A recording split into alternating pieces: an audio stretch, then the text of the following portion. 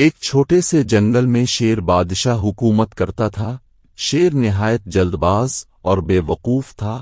وہ روزانہ جنگل کے کسی بھی جانور کو کھا کر اپنے پیٹ کی آگ بجھاتا تھا۔ ایک دن جب شیر نیند سے بیدار ہوا تو اپنے سپاہیوں کو حکم دیا کہ کوئی صحت مند جانور لاؤ۔ کچھ دیر بعد سپاہی ایک صحت مند خرگوش کو لے آئے۔ وہ خرگوش بہت چالاک تھا۔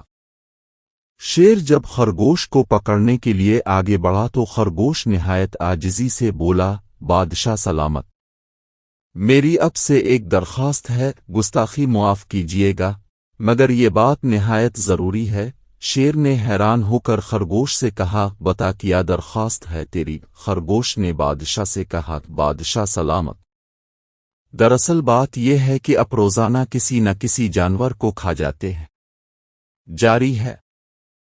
ملک کی آبادی ویسے ہی بہت کم ہے، اور آپ اسی طرح جانوروں کو کھاتے رہے تو ایک دن آئے گا کہ ساری آبادی ختم ہو جائے گی، پھر اب کس کے بادشاہ رہیں گے؟ شیر یہ بات سن کر ہکا بکا رہ گیا اور بولا، تو تم بتاؤ کہ میں اب کیا کروں؟ خرگوش بولا، اگر اب بھی سبزی خور جانوروں کی طرح گھاس وغیرہ کھائیں تو بھی اب زندہ رہیں گے جس طرح ہم زندہ رہتے ہیں۔ شیر نے خرگوش کو یہ تجویز دینے پر رہا کر دیا اور اعلان کرا دیا کہ اب سے کوئی جانور گوشت نہیں کھائے گا، اور اگر کھایا تو اسے دردناک سزا ملے گی۔ کچھ دن گزر گئے، شیر سمیت سب گوشت خور جانور سبزی گھاس کھانے لگے، مگر سب کی صحت بگڑ گئی اور کچھ تو ہلاک ہو گئے۔